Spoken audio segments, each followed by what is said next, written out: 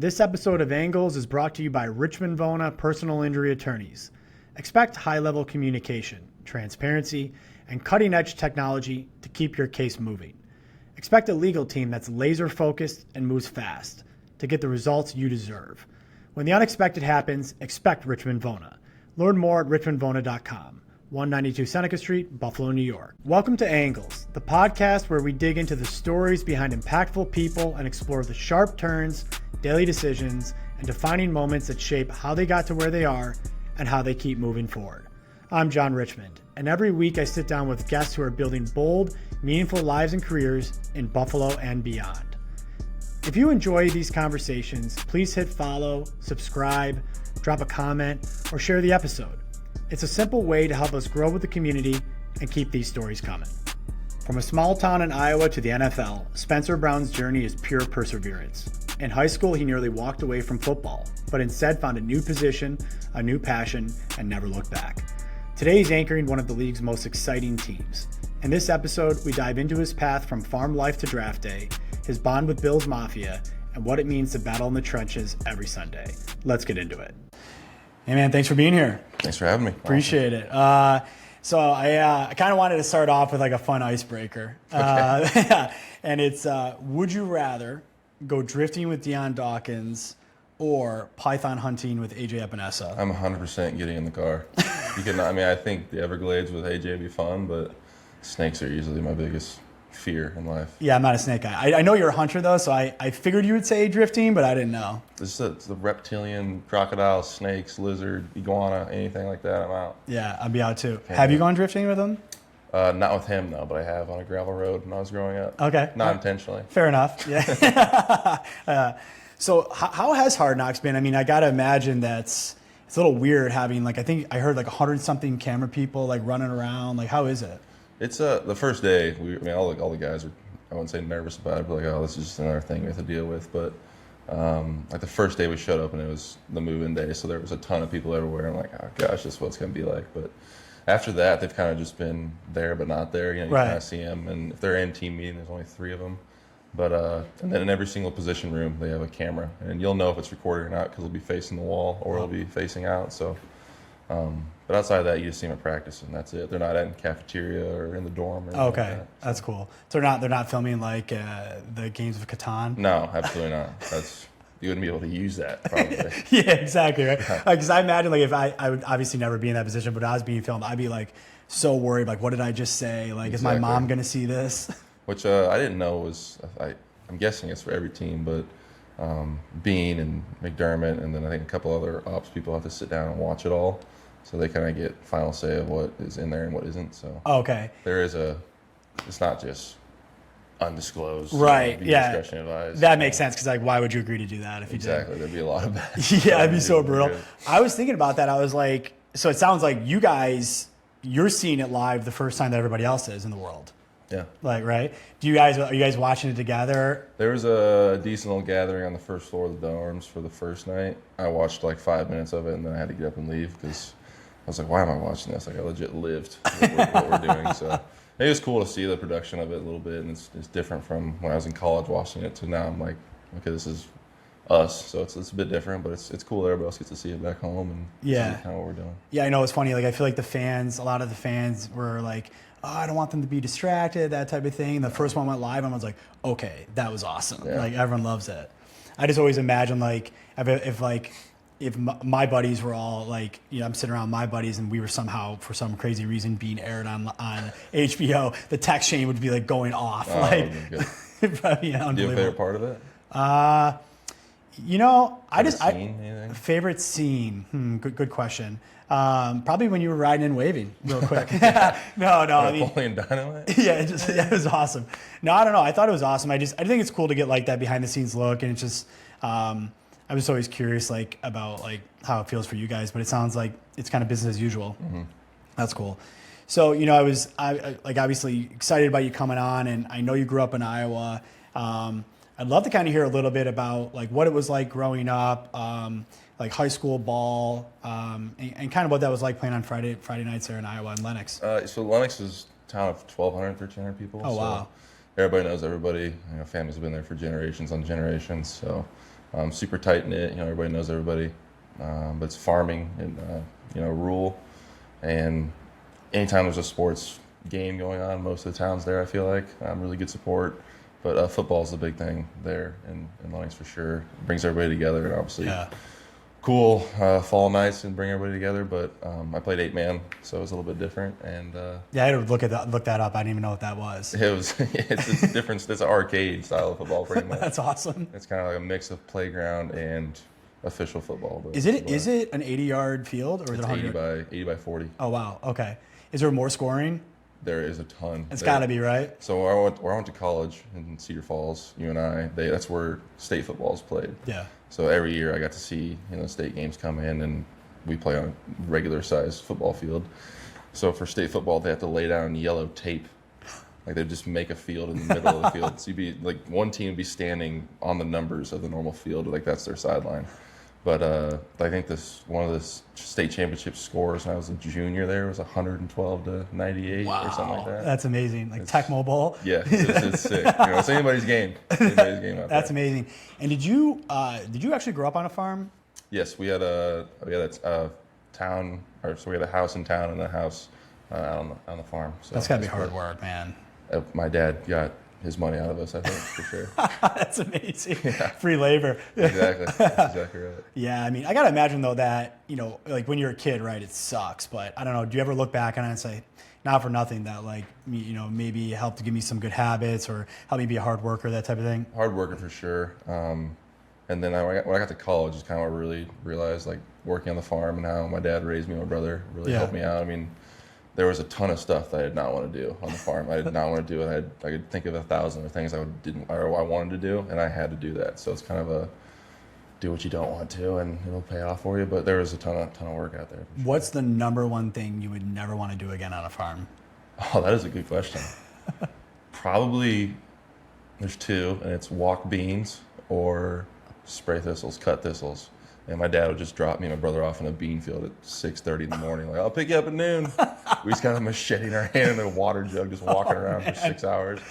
And the same thing with thistles. Either we'd have a backpack we'd carry and spray, or like a mount on a 4-wheeler, or just a shovel or a spade. And jeez. You got to pull all the heads off the thistles because that's where the seeds are. Put them in a feed sack and then chop the whole plant down. Oh, that's brutal. That's one of those things I did not want to do. Yeah, I don't blame you. I don't think I'd want to do that either. At what point, like, was there a point in high school before you went to UNI where, like, you started realizing, like, hey, like, I might be able to actually, get serious about this, or, play in the NFL? Like, or when did you kind of realize that? It came super late for me. When I was a junior in high school, going into my junior year, I almost just quit football altogether. Really? Because I was playing guard at 8-man football. So wow, yeah. There wasn't a whole lot of flashiness going on out there. I was just like, I guess I'll block this guy, which is what I'm doing now, so it's kind of funny. But then going to my junior, I didn't want to. I was going to focus on baseball or basketball. It's kind of where I played better and kind of had an influential role in it. And got convinced to do it. I'm like, okay, I'll do it. I got moved to tight end that year. And then I had a lot more fun than senior year rolled over. Went to college, and I didn't really think I could go to where I am now until I was about a junior, I'd say, after my junior year. But up until then, I never, filled my head with that. It was more so just work hard and get better and let the chips fall where they may. That's a good attitude. I mean, what was it that happened your junior year in college where you're like, wow, like, wait a minute, like, I can actually do this? I was watching the draft pretty much, and I was seeing guys that were, 6'7", 310, 320, and I was right there with them, and I was pretty athletic at the time, and I just needed to put on good tape, and I was putting on good tape and doing well, and I knew I still had better play in front of me as well, so it was just a growth, and luckily it all happened. I saw that you guys played in, it's a pretty cool dome. And you and so you played in the dome and then you come straight to Buffalo and it's all outdoors. Like, how was that transition? I love playing outside. I know a lot of people complain about Buffalo's new stadium not being enclosed, and that's all well and fine, but I like playing in the snow and in the cold and in the elements. I think it's kind of what Buffalo is. It's not a dome, wear your t-shirt to the game. It's go out there and freeze and be in the element a little bit. Yeah, I agree, actually. And I think people are going to appreciate once they're in the new stadium, especially with like all the wind control and all that kind of stuff. That's what I've heard. That place is going to be badass. Yeah, it's going to be. Except for in the hot games, I heard there's going to be zero airflow, so it's going to be a little. Didn't even think about that. So Hopefully there's a fan on the sideline. Yeah, For a just little bit. blasting it in. That's only for the first month and a half of the season. And then once October hits, it gets cold in Buffalo. So. Yeah, good point. It sounds like from what I've read about you, you're really close with your parents. Can you kind of describe the relationship with them and kind of what they've meant to you throughout the years? Just the support that I got from them. My parents divorced when I was in 7th grade, 8th grade, something like that. And it's kind of like I got what I needed from both of them in a way. Not even in the same household, but I'd be with my mom and I would get this. And I was with my dad, I'd get this. So it was kind of like I needed both, bouncing back and forth. And I kind of played in my brother's life as well. He went to the Marine Corps. That's not the most easy task out there. And he excelled in that. And then he went to college and got 2 degrees after that. And now he's excelling in his job. So I think they were in the process of raising men, not boys. And I think that's what you got. That's awesome. So let me ask you this, though. So if you weren't a football player, what would you be, you think? That is a good question. I don't think I would have went to college just to go to college. And that's smart. You shouldn't do that anymore. Because it's if I didn't have a scholarship to go play football, I wasn't like the kids I'm going to go take business classes and I'm going to be a CEO. And that was not me. I really didn't have a plan. Luckily, Coach Frawley walked in and was like, you can come if you want. I'll be there. But I probably would have followed my brother to the Marine Corps. That's awesome. Out of the military. That's a special place in my heart for all those guys that do that. Obviously, I got to see it pretty firsthand. So I probably would have followed him or been on an oil rig somewhere or welding or I like trades like that. Yeah, I respect that. We're glad you're here, though. I am too. But I have a lot of respect for the military as well. Like Keith Vona, my partner, he was a Marine. We have one of our lawyers was in the Air Force. We're presenting sponsor for the veterans race every year. It's awesome. Any way you can give back to them, it's huge. So 2021 comes around, and you hear your name called on draft day, 93rd overall. That must have been insane. There's a lot of emotions going on. There's always predictions out there. My agent gave me a prediction of you're going to go from here to here. I'm like, hell yeah, dude, let's go. And that came and went, and I was sitting there, and I was like, oh, well, because I had all my college buddies. It was in my hometown, in my mom's garage. Yeah. A bunch of family and friends helped deck it out to host everybody. But the first night, we just watched the draft together and kicked back, played, whatever card games and drank and hung out. And then the next day came around, okay, this is the day. And then when that slot went by, everybody's kind of like, ooh, maybe this isn't the day. Yeah. And I was just kind of off of myself, and I was actually playing blackjack on my phone. I was like, hit, whatever, bust, thanks, appreciate it. Then the call came through, and I stood up, and obviously when I'm on my phone and answering a call, everybody knows. So huddled around the TV and got to all experience that together, and it was a party after that. That's got to be amazing. You play your whole life, like you said, you never even started thinking about that being as a reality until junior year in college, and all of a sudden it's bam, here we go, and you're going to Buffalo. Absolutely. It was a great night, though. That happened, and then my mom, pretty good plan, actually. She's like, give me the top 3 teams that you'd want to go to, you think you're going to go to. So I gave it to him. Buffalo was one of them that I wanted to come to. So as soon as I got the call and all the chaos is over, she ran over there and strung up the flagpole, so the Buffalo flag was up within 5 minutes after the draft. That's amazing. Shot fireworks off, and then people from my hometown just pulled up in their car, and it was just kind of a little gathering in my front yard. And that's sick. Cool. That's really cool. So obviously, you said you wanted to play for Buffalo with one of those teams. Do they bring you here right away? And kind of what was it like getting here, and maybe how did it compare to maybe your perception prior to getting here?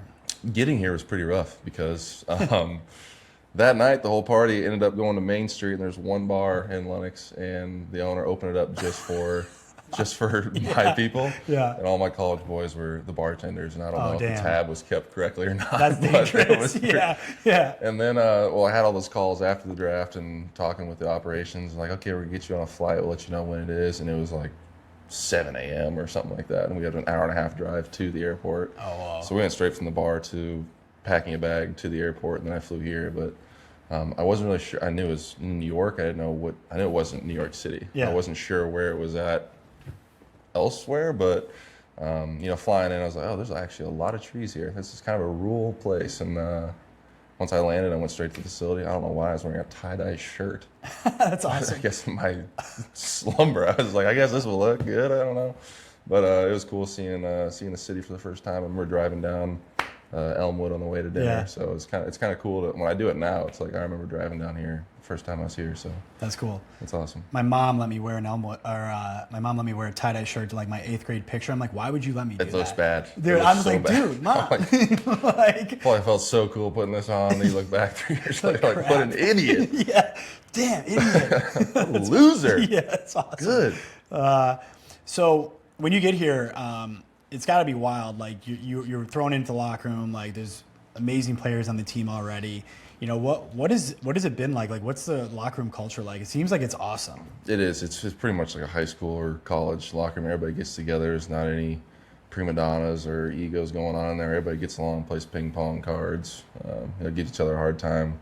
There's actually 2 chairs sitting right in front of my locker, so I'm sitting there every single day, and guys just sit down and hang out and just shoot it, and it's a good time though. But it's coming in as a rookie, especially after his AFC Championship right before I got here to Kansas City, and then I come in, it's like I'm just gonna lay low and do my job, stay quiet. Rookies should be seen and not heard, so I just stuck with that for a year. I hear that. Obviously, like I can't really compare it, but I played hockey in college, and I was like kind of like the same way, like head down, head down, head down. That's right. But I feel like you kind of like, I'm sure you've like gained a voice in the locker room now, feel more comfortable, that type of thing. It must be cool. It is. It's especially young guys coming in, and now they're asking me questions. Yeah. And then it's kind of flashback. I feel I haven't been here that long, but it's been 5 years now, and I'm just giving them advice and what works for me. It doesn't necessarily mean it's going to work for them, but. Right. It's all about just finding your routine, what works for your body, works for your, mental, and going into the week after week after week. It's going to wear on you. So what can you do to help yourself out? And that's just kind of everybody's little thing they have to figure out. Yeah, I've always wondered that about you guys because like it's so tough. I mean, you got 17 games and then you got the playoffs, and it's like nonstop. I feel like you don't have a lot of time off.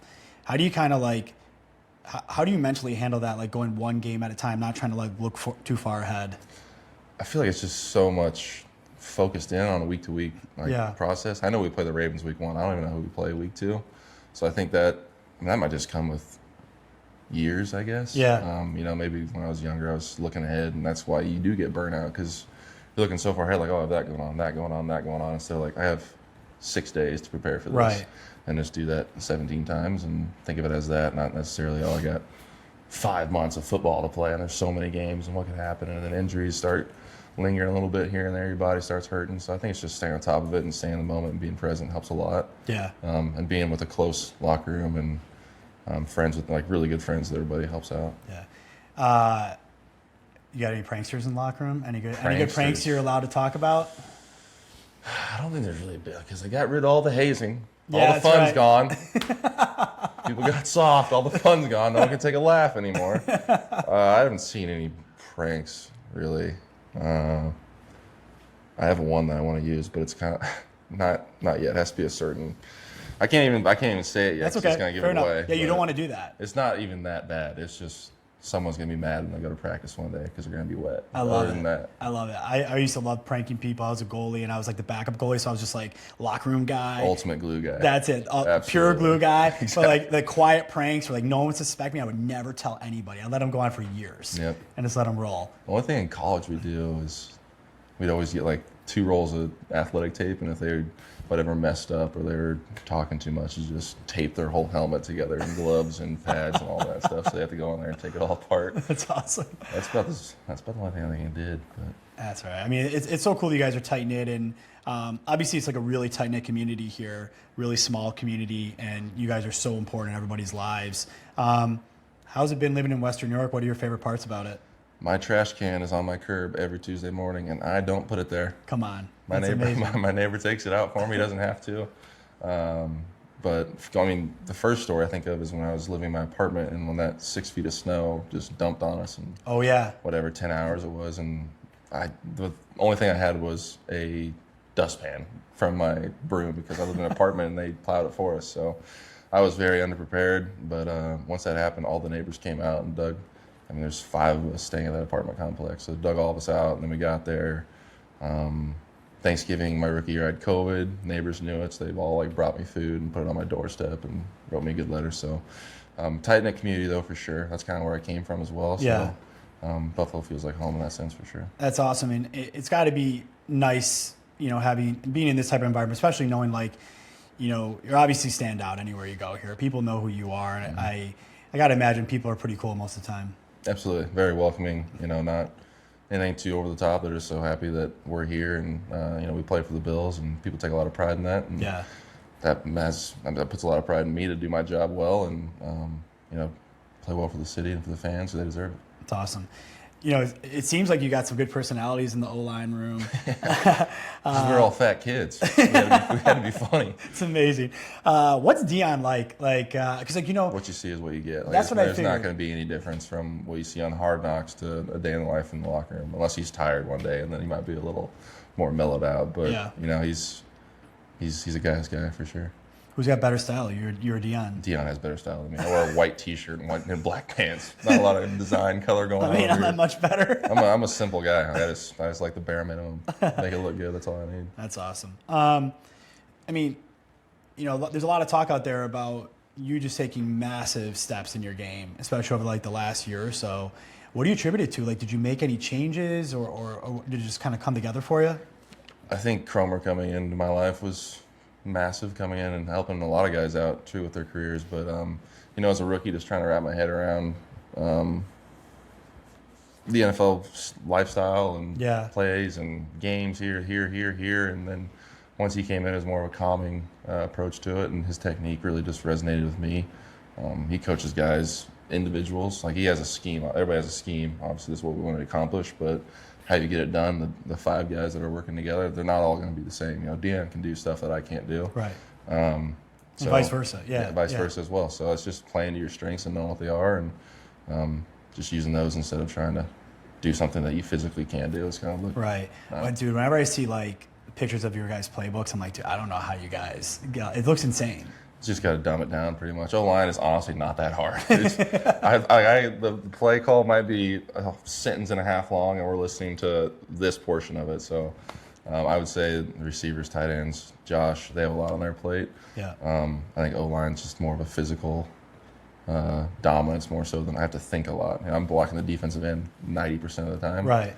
So it's just more so physical for me, and I'm counting to 2 if it's a run play and 2 if it's a pass play. If I can count to 2, I think I can keep my job. So, I mean, it's got to be crazy, though. Every week is so intense. Obviously, we're talking about you have Baltimore in week 1. How do you kind of mentally deal with that throughout the week? Are you kind of relaxed? Do you have kind of routines you go through? I just try to stay as relaxed as possible.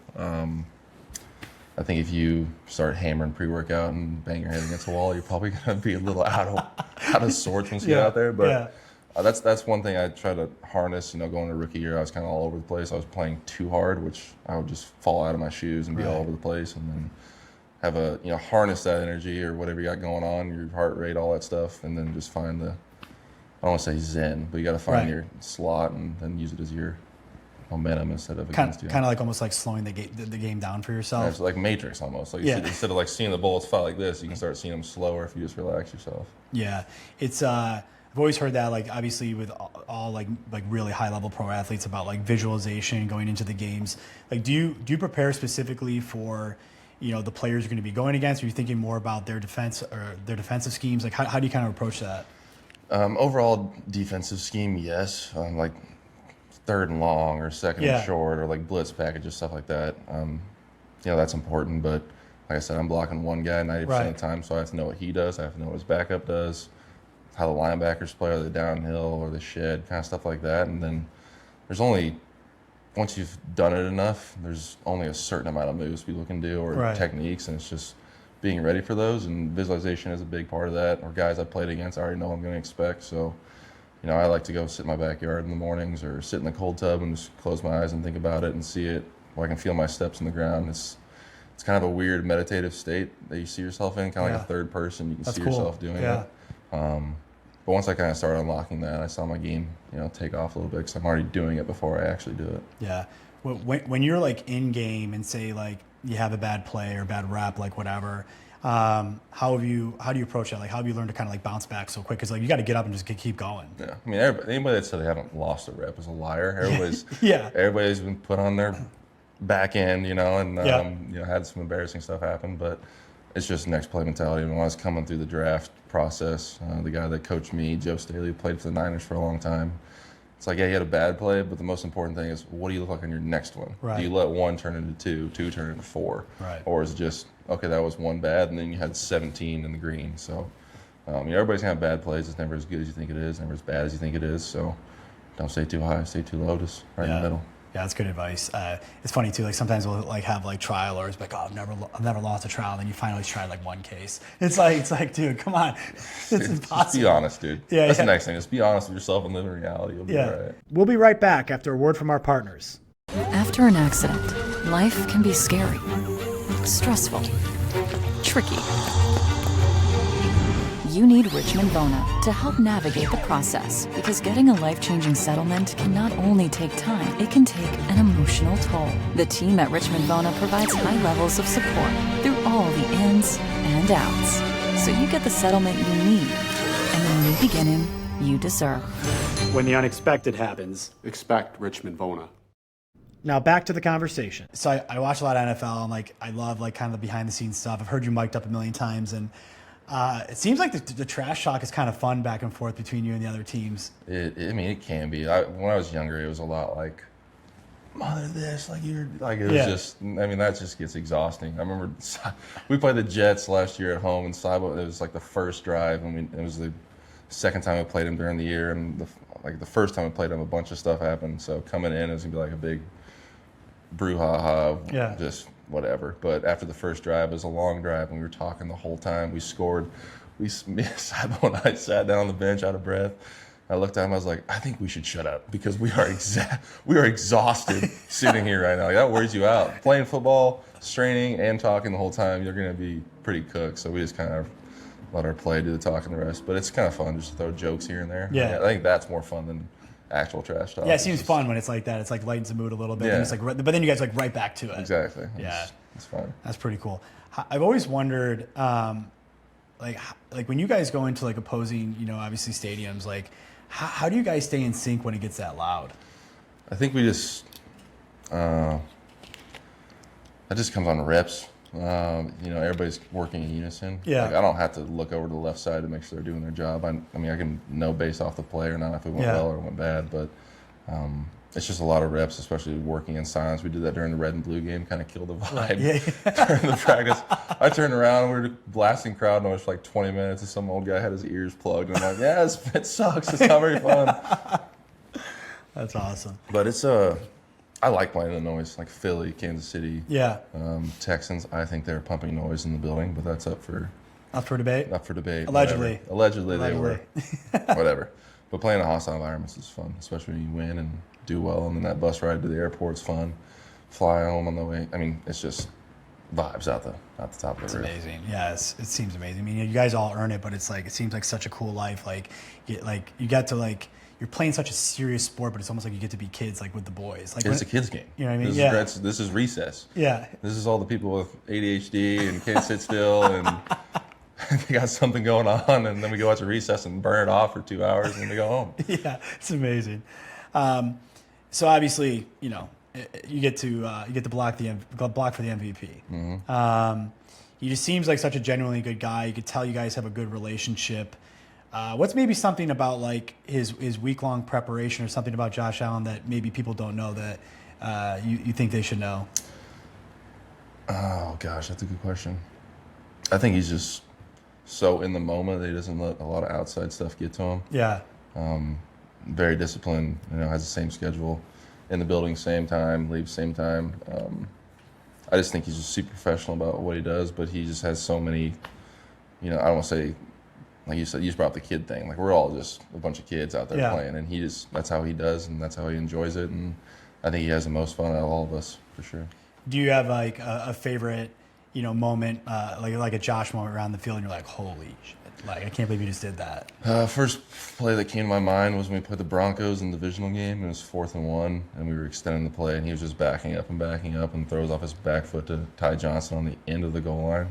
I mean, if another inch and Ty's out of bounds, so great play by him too. But I've seen it so many times now, I'd almost take it for granted. It's like, oh, he'll make a play. Like it'll happen. We got Josh, and he's gonna roll out, and he's gonna throw a 60-yard bomb. That's how it's gonna be. That's another day at the office. And then you watch other teams, that's just not the case. So Buffalo's lucky to have him. Is it like, I mean, I'm guessing you've blocked for, maybe not in the NFL, but like obviously quarterbacks and aren't as mobile. Like, what is like the biggest difference when you have to block for somebody that's that mobile? It's like, I mean, obviously you got to keep these guys away that much longer. Or like, what's the big difference? Yeah, if a defensive end is running through my face, he knows, and he will get out of the way for me. Yeah. It's like, oh, just saved me a pressure. I appreciate it, Josh. But I think just his pocket awareness and how he can see things before they happen, and his instincts and intuition of what's going to happen, where to put the ball, and then just playmaking off the cuff, like just making it happen. A lot of guys don't have that, and either you do or you don't. Yeah. And I think he excels in that category. If he gets hit in the mouth a little bit, like that's when you almost don't want to hit him. Yeah. You just want to keep him like in a controlled, calm state, and then if stuff starts going south, he's going to explode and make something happen. So it's a good guy to have on the team, that's for sure. I feel like you guys are, on the O-line are a little bit like the unsung heroes. I don't think you always get the attention you deserve. Seems like Dion is like working to try to do that, and now there's like the new award for like the offensive lineman of the year. What's maybe something that like the casual football fan wouldn't know about the offensive line that maybe like you think they should know, or change the way maybe they watch you? Change the way they watch us. How about don't watch us? Just watch the ball. Just don't watch the fat guys up there grinding and mixing stuff up. It's I don't really know. That offensive line is not a flashy area of business. It's so important though. It is important. It's insurance. Yeah. It's lawyers, dude. There you go. Yeah. Absolutely. Yeah. Like you need them, and then if you don't have them, you realize you don't have them, then you do need them. So it's just like it's an insurance policy, especially when you need to protect MVP caliber type players, and we make it go, but that's our job. Yeah, that's awesome. So obviously we got Bills Mafia here. What's one word you would use to describe Bills Mafia? Oh, there's a lot of good ones. I don't want to hit a buzzword though. I was trying to be unique, but I don't know if I can do it. I'm gonna go with steadfast. I love that. Okay. Steadfast. I think they've been through a lot of down years, been through a lot of up years.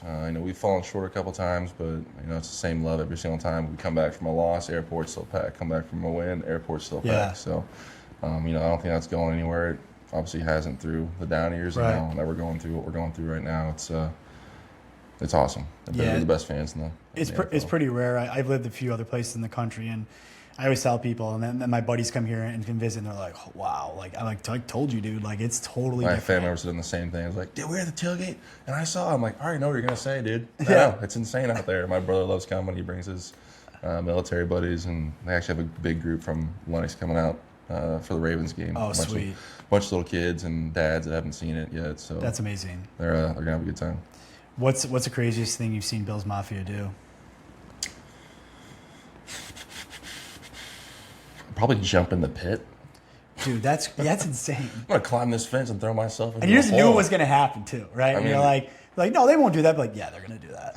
I mean, more power to you, I guess. If you're that diehard, go ahead and throw yourself in the pit. Hello, helicopter, get me out. Yeah, exactly. I mean, that's pretty insane. There's no hole now, so they can't do it. That's not me encouraging people to jump in the hole. For the record, no one should be jumping in any pits. No one should go over the stadium and do anything. Yeah, do not break into the new stadium. Don't do that. I got to admit, it must be such an insane feeling, being on the field at Highmark when like the place is just rocking. Like what is that like? It is a drug in a way. We actually started talking about this in the sauna a couple of days ago about adrenaline, and I don't say. It's just a hard conversation to have on this podcast. It's easier in the sauna, but it does take you over a little bit. I mean, it's the best feeling in the world. Like Greg was talking about getting a sack and like doing a celebration, and you can hear, like before the quarterback goes down, you can hear the eruption coming from the celebration. I never feel anything like that unless it's a touchdown. And if I get up a sack, it's like, oh. It's two different worlds, but yeah, it's just the energy that comes through there. I think we have the best touchdown song in the NFL from what I've experienced by far. The game, they bring a guy up there and they do the pregame stuff, whether it's Jim Kelly or Thurman Thomas, like that, to get the game going. Yeah, it's awesome. I mean, it's just an unbelievable environment, and every time I have someone new come to a game, like, dude, that was insane. Like that's, I'm spoiled to be here, and I'm thankful to be here. It's awesome. What do you think you'll miss the most from the old stadium, and what are you looking forward to most in the new one? That is a good question.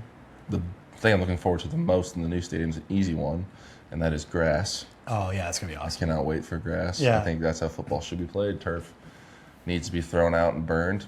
Not good for the environment. I take it back, actually. They'll take that turf out for soccer, though. They'll take it out and plug Yeah, no grass problem, in and take right? it out and put turf right back in. But grass is a big one. And then I'm going to miss probably just the, how do you say that? The sentimental part of, Right. like, this is the first stadium in Buffalo. Yeah. Everybody that's played in Buffalo has been through this stadium. So it's kind of like a candlestick situation. Hopefully they sell some seats because that's what Joe has in California. He had Yeah. old seats from Candlestick Right, in his yard. yeah. So I thought that was cool. I'm sure they're gonna do that. Absolutely, I will buy a lot. That's awesome. But I was actually walking through the tunnel talking to Ed Oliver about it, and I was like, "What are they going to take out of here before they demo this place? Like, is that clock going to go? Dude, they're probably gonna strip that whole thing down and just how like, long is that going to take? Who decides what gets thrown out and what stays? Like, do you take this over to the old stadium, or are you just going to sell all this? Probably not. That's a good point. I'm like actually wondering because like I've seen like we have season tickets in the new place and we're kind of like you've seen like the virtual renderings, but you really don't know like what they're going to bring over from the old place in there. I'm sure they're trying to keep it as a surprise too. You know, So you're just going to throw all this out? That's no way. I mean, you're you probably going to donate a lot of it, I guess. but I I'm mean, just you got to saying. get on that because you could have like first dibs on whatever you want. I'm just going to start slowly taking stuff throughout the season. Have a screwdriver with me and I walk Like in an there. anonymous profile on like Facebook Marketplace, just like selling this stuff. Yeah. All sales final. Yeah. Also, yeah. Like shady parking lots. I'm not even going to be there. I'm just going to lay it down in the parking lot. Go to the airport. Go to the fourth story. It'll be there with a lamp. That's awesome. All right. I know you get asked these questions all the time, but like when we talk about buffalo wings, Yep. do you have a top three, like, and then like an order of them? Barbell's 1. Okay. Wing nuts is 2. Anchors 3. Okay. What's your order at Barbell? Yeah, Cajun honey butter barbecue. Yeah, you have to. That's it. I gotta tell you though, I went to I'd only been to 9/11 once. I think I'm always like nervous that it's gonna take forever to get in there. And like, Where's that at? So 9/11 Tavern is in South Buffalo. It's unbelievable. It's like a lot of people rate it number 1. Really? Yeah, they're another sleeper pick. Kelly's Corner on Delaware and Kenmore. It's unreal, but you have to get them hot at both places. That's the problem. I'm not a hot guy. They're not that hot though. Like I don't like trust me. Like I don't want Not to a be lot like of sweating. spices going on in Lennox, Iowa. Yeah, It's- that's true. It's pretty. Yeah, you barbecue gotta be sauce is careful. about as far as we go. How many wings will you eat typically in a sitting? Probably 30. Damn. Okay, that's. I could house 30 pretty easily. For I'm sure you lunch. could, no problem. Like if you're in a competition, how many could you eat? Oh God. Depends on what the prize is. That's a good point. I could probably get close to 50, maybe a little over. All right, I respect It that. depends on how long I've fasted. Yeah, good point. What state am I in? You've prepared. I prepared? Like you know you're going into this. You're Joey Chestnut, and you're like, I'm gonna win. I'd say 70 then. Damn. All right, I like that. We got to get a competition. though, Yeah, flats. I was gonna ask you flat. It's Well, the- that, I feel like that's just the easiest way to do it. Press down, umbrella, dip, one bite, gone. it's called strategy. That's what that is. I can do that 70 times. Yeah, that's amazing. Okay, I know this is very controversial. A lot of people are really upset about this, but I heard you're a ranch guy. I am a ranch guy. But I love that you're just like yeah, I'm a ranch guy, whatever. Like you're sticking with it. We put ranch on anything in Iowa. Hidden Valley Ranch. Good point. But I will say, I was not a fan of blue. There is some blue cheese out there that is not good. But I agree. But there is some blue cheese in Buffalo that is solid. Yeah, some of these places make it themselves, and it's unreal. I think Barble does, right? Oh yeah, for sure. Yeah, that's why it's fire. Yeah, it's legit. But blue cheese in Iowa is Not great. that's just the bottom of the milk carton that's been sitting out for 2 weeks. I've been to Iowa a couple times, and I was A gonna lot of ask. corn. A lot of corn. I was gonna ask you about your Culver's order. Oh, that's a Butterburger, Yep, bacon Butterburger, and then cheese curds. that's a great order. I I like that. don't really get ice cream there ever though. See, I want to get ice cream every time, and then I do, and then I like really regret it You because feel- I always you feel overeat, terrible. and then I just want to want to kill myself. It's After. all. like, It's also like I'm not eating that and then going home. If I'm getting Culver's because I'm going somewhere, I'm yeah, on the road, and then an hour into the drive, it's like, okay, I gotta pull over. you got to pull over. I'll be inside for 20 minutes. I'm having 3 Zins, my stomach's on 10. Just poor rest stop bathrooms about to get to work. Yeah. All the people around you just like, oh man. Stuff. I've been there many times. Okay, favorite non-wing restaurant in Buffalo, and I would say like maybe like place that you think is like a little more like low key. Non-wing restaurant. Oh, Mulberry's. It's easy. Mulberry's awesome. Yes. I mean, we go there for dinner, and the wings are there, and we get them if we want to. But Yeah. I think that wasn't on the menu for a while. I guess Eric Wood got them on there for him. Yeah. But they're really good too. Do you if you have like your boys come in from Iowa, like what is like your like optimal day with them? What do you guys do? That's the thing though, is when it's like game, like when they're coming. Well, you for the can't really do weekend, much, yeah. I don't really go out to dinner or anything. Yeah. I wait till after the game, and then what we did last year, which I think I'll continue to do, is the new brewery Which one? on 219. What is that called? New York State Brewery. Oh yeah, that one's awesome. The Beer Project. Yeah, the Beer That Project. place is huge. New York Beer Project. Yeah, it's Yeah. huge. Yeah. It's awesome. It's really, really good in there. And there's like a back room that could hold 20 to 30 Yeah. people easily. And they just bring food out, and there's drinks there, obviously. cool. So, and TVs, so we just sit there and hang. And some of my boys from the team come with their family and just hang out. So it's super easy because my house cannot hold 30 people. Yeah, probably Conveniently. not. No. You don't have like a 20,000 square foot house. No, don't have that work going for me. So when I know you like obviously like football is everything and you're doing it nonstop. Like, do you have any hobbies or like what do you like to do in like your spare time when you're not playing? Golf's a big one. Competitive. It's about all we do during OTAs here and the summer is just go to practice, work out, and then we're on the course by 1 usually. Yeah. How's your golf game? Just a work in progress. Yeah, dude, I'm terrible. Just I'm drives trying. me nuts. It's the clubs. Yeah, it has It's to the be. clubs. Getting new clubs. But outside of golf, I'd just like to be in nature in a way. Like go on hikes. Chestnut Ridge is right down the street from my house. Yeah. So take the dog out there and let her terrorize the land. And outside of that, I just kind of sit with myself and enjoy. What kind of dog Enjoy you the have? peace. She's a pointing griffin named Vera. Oh, cool. I got a Absolutely. golden doodle named Tuna. Tuna. And an Aussie doodle named Rupert. Yeah. That's awesome. Tuna's just like a frat boy. Like when we take him to there's a place over here. I take him for like doggy daycare or whatever. They call him Malibu. Because that is like, he's like, that's His person. rush name? That's Yeah, his- yeah, exactly. What's the frat thing? Like his Greek name or Yes. something. I know what you're talking about. Yeah. The little, not the little, the big. That's sorority stuff. No, it's big. Yeah, it is. No, they do that too. But isn't it called something different? Big brother, little brother. I don't know. They're not allowed to haze anymore either. Everything's getting soft. Phones ruin everything. Yeah, it's brutal. Just get away with it. Yeah, exactly. So I love the story about when you got fined for standing up for Josh, and I think Ryan Fitzpatrick offered to pay the fine to like your charity of choice or something like that. Yep. He did. You did. He did. What's did. your charity of choice? Mission 22. Can you talk about that? Helps veterans with PTSD and just everything they go through coming back. My brother has shared some stories with me with his friends, and he gets a call every once in a while that isn't a fun conversation to have. Yeah. So I've got to see that, and that resonates with me. And my family's been in the military, obviously my brother. So Yeah. helping them out because they're paying the ultimate sacrifice for us. And people think that football players and pro athletes are the heroes, but we're not the ones standing in Right. the Middle East and Yeah. doing things in the night. It's awesome. You said Mission 22. Mission 22. Is that like a national organization? Yeah. Okay, cool. So thinking about like this upcoming season, what are you most excited about? it's the last season in the old stadium, and just do this. Look forward to just playing again, I guess I would say. But we got a taste of almost the top last year, and we know what it takes to get there. So just trying to prove it again and see where the chips fall. Yeah, you obviously, the whole community behind you. We know you guys are going to do it. It's not if, it's when.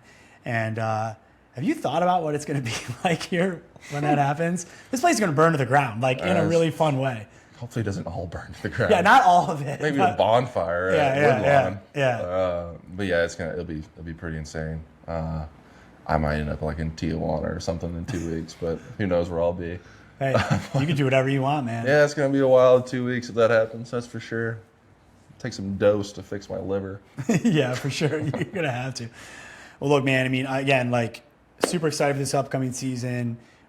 Just really thankful that you were able to come on today. And, I know everyone's going to love this. And just thank you for being here, man. Absolutely. Thank you for Appreciate having it. me. Thanks, man. Shit. Thanks for listening to Angles. If this episode made you think, smile, or see something in a new way, Follow us wherever you get your podcasts. Leave a review and share it with friends.